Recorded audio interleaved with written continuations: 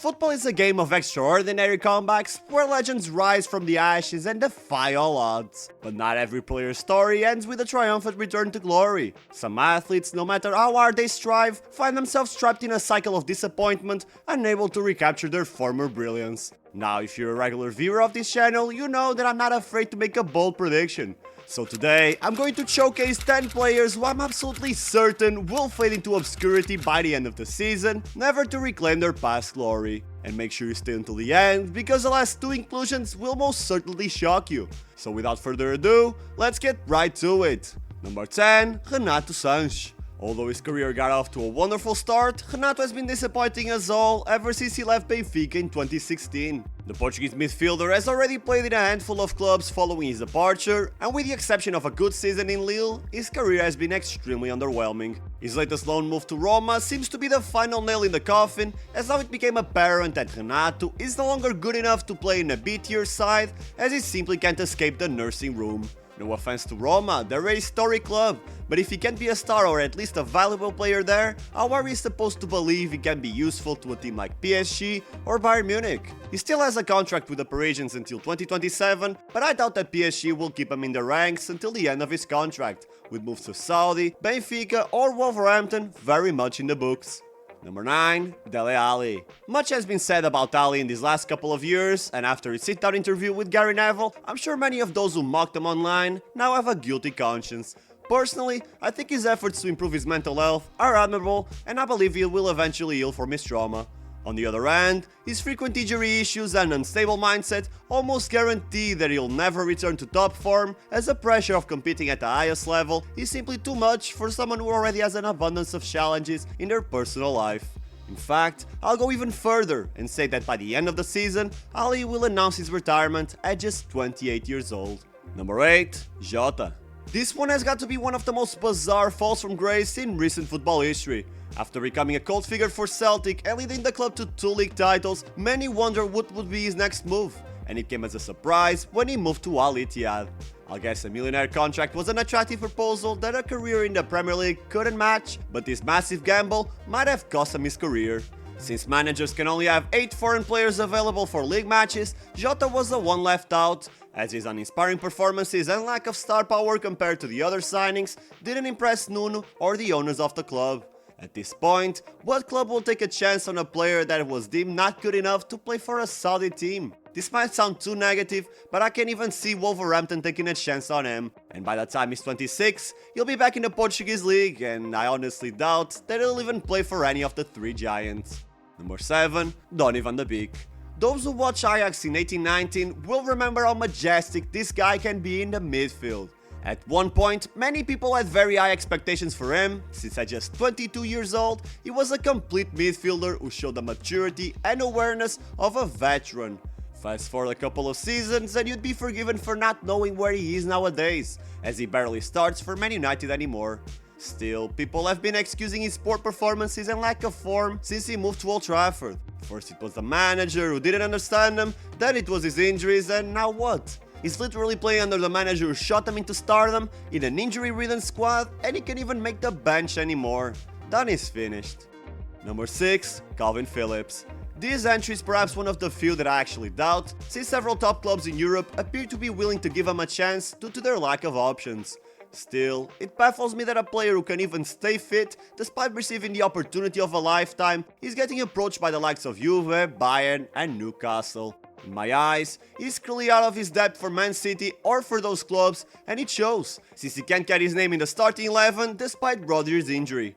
In the end, he might get another move to a top club in January, but by the end of the season, I'm sure Phillips will be back in a weaker Premier League side. Number 5, Aaron Ramsdale. It's quite disheartening to include Ramsdale here, especially considering his impressive journey going from playing in League 2 to representing both Arsenal and the English national team. However, his aspirations to advance further in his career seem somewhat unrealistic now, with the new signing David Raya having claimed his position in the Gunners starting lineup. While initially it appeared that the number 1 spot at the Emirates was open for competition, it has now evolved into a battle Ramsdale seems to have lost. At this stage of his career, his destiny is almost entirely beyond his control, and his only path to securing valuable playing time may involve a move to a less competitive team. Number 4, Neymar.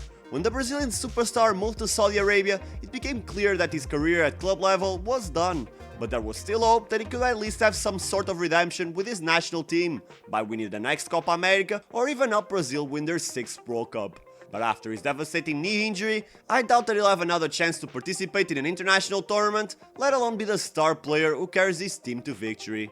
While it's sad when injuries destroy players' careers, I believe Neymar could have done much more to protect himself and improve his overall fitness. Constant partying, drinking, and bad nutritional habits take a toll on anyone, especially those who are already injury prone. In the end, Neymar will be remembered as one of the greatest what-ifs in football history, and is the only one to blame for it. Number 3. Jadon Sancho. After putting up impressive numbers in the Bundesliga, Sancho moved to Old Trafford for an €85 million fee. And although it's fair to say that Ten Hag's man management skills leave a lot to be desired, Sancho's performances have also been extremely underwhelming, which led to a conflict between the two men. Ten Hag believes Sancho is lazy, uncommitted, and a big part of the problems at United, while the English winger believes his coach is trying to use him as a scapegoat for the poor results. By the way, which one do you think is right? Leave your opinion in the comments. Either way, Sancho's criticism towards Ten Hag wasn't well accepted, and he's now left out of the team, desperate for a move that could revive his career. In my view, it's highly unlikely. His stock has taken a significant hit, and his confidence is in shambles. At this stage, his only viable choices appear to be a move to Saudi Arabia or Italy, and neither of these options seems particularly promising for the Englishman. The former could hinder his potential, while the latter doesn't assure him of more playing time. Besides, adjusting to a completely different style of play in a foreign league is always a formidable challenge. Number 2. Paul Pogba. If I travel back to 2014 and told myself what was happening with Pogba in 2023, I would think I had gone mad.